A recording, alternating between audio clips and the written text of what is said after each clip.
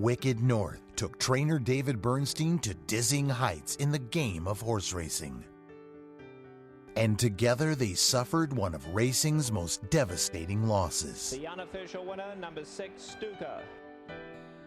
Today, the Wicked North spends his days peacefully at Old Friends Retirement Facility in Georgetown, Kentucky. The story of the Wicked North began with a conversation at the track.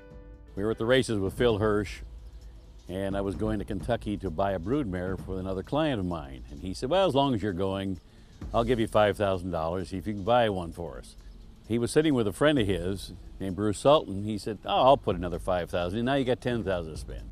After breaking his maiden at 6.5 furlongs at Del Mar, Bernstein suddenly became very popular.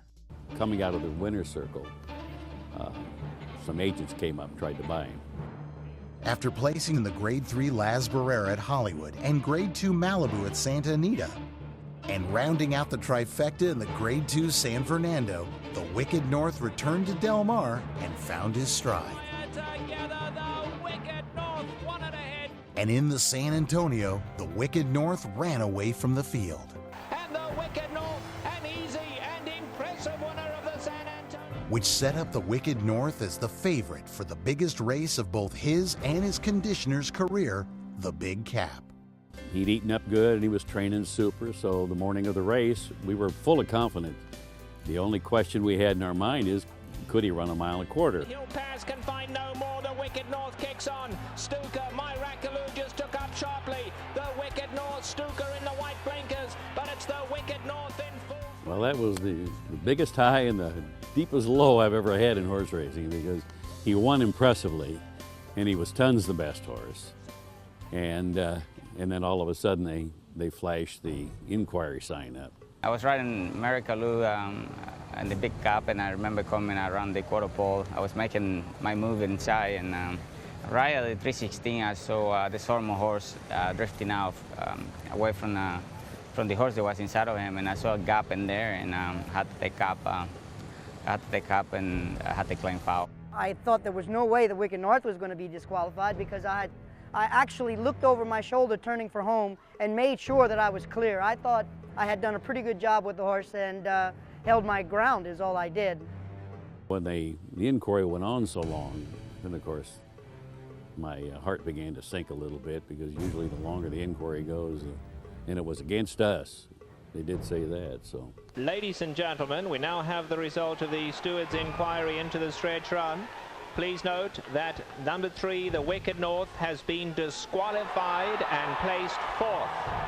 The winner will now become number 6, Stuka. It was a tremendously exhilarating feeling, because we knew he was a really good horse and he deserved to win it, and it was taken from him.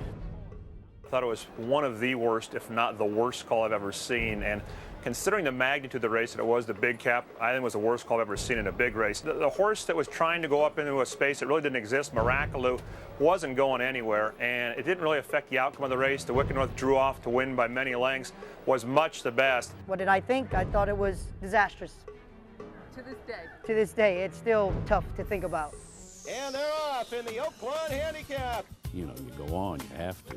But when we took him a few weeks later, we went to Oaklawn, and that was, of course, was another big race. And it probably is one of the things that cemented his getting the Eclipse Award. At Hollywood Park, the Wicked North solidified his Eclipse Award for Older Horse of the Year with another Grade 1 win in the Californian. The Wicked North is coming to get him. The Wicked North Kingdom bound. Here's the wire. The Wicked North won it ahead. But after suffering an injury to his suspensory ligament in the next race, the Hollywood Gold Cup, the Wicked North was retired to stud.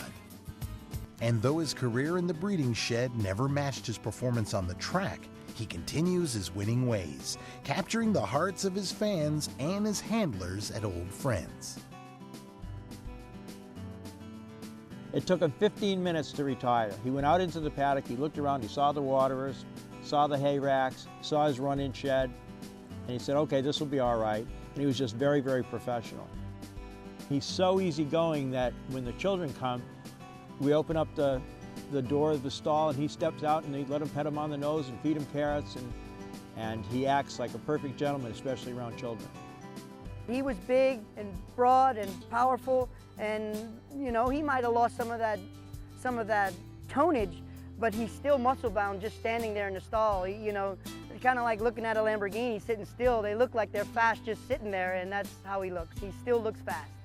And though the former Eclipse Award winner is now living across the country in Kentucky, he's never far from trainer David Bernstein's thoughts. Best I've ever had, certainly. I mean, he set a track record. He could sprint. When he won the Bing Crosby, he went 8 and change, and he could certainly run a mile and a quarter. So he had a gift of a fairly high cruising speed, and then a huge heart. And he would kick in at the end. I mean, he just fired all the time when he was right. So when we didn't run him in the wrong spots, he won his races.